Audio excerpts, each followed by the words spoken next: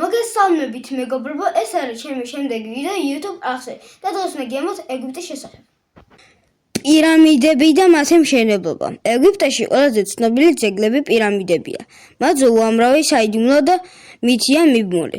მიუხედავად იმისა, რომ ისინი საუკუნეებს გადაურჩნენ, დღემდე არ არსებობს ზუსტი პასუხი, თუ როგორ აშენებდნენ, რადგან ასეთი დიდი ნაგებობების მშენებლობა დღესაც კი რთულია. მუმიფიკაცია.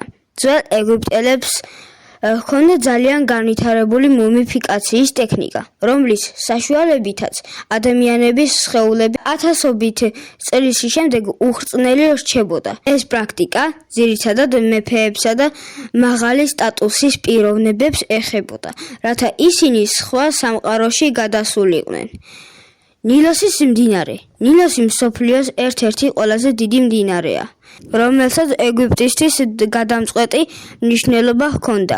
ეგვიპტელები იყენებდნენ ნილოს როგორც სატრანსპორტო საშუალებას და ასევე მიწათმოქმედებისთვის სასიცოცხლოდ აუცილებელ წყაროს. ესკოლიპია, იგივე წიგნთაგან მკურნალობა. ძველი ეგვიპტელები სწავლობდნენ მედიცინას. ისინი იყენებდნენ ნატურალურ მცენარეებს, როგორიცაა ალოე, ლავანდა, ვარდი, სალბა და ასე შემდეგ.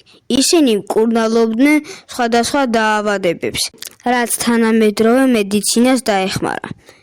ჰიეროგლიფები. ეგვიპტელები იყენებდნენ ჰიეროგლიფებს, სიმბოლოებს. ამით ისინი აღწერდნენ ისტორიებს, რელიგიურ ცერემონიებსა და სამეურნეო საქმიანობებს. დღეისთვის სულ ეს იყო. არ დაგავიწყოთ, გამოიწვიოთ ჩემი არხი და დალაიქეთ. შემდეგ ვიდეოში გიამბობთ სხვა ქვეყანაში. კარგად!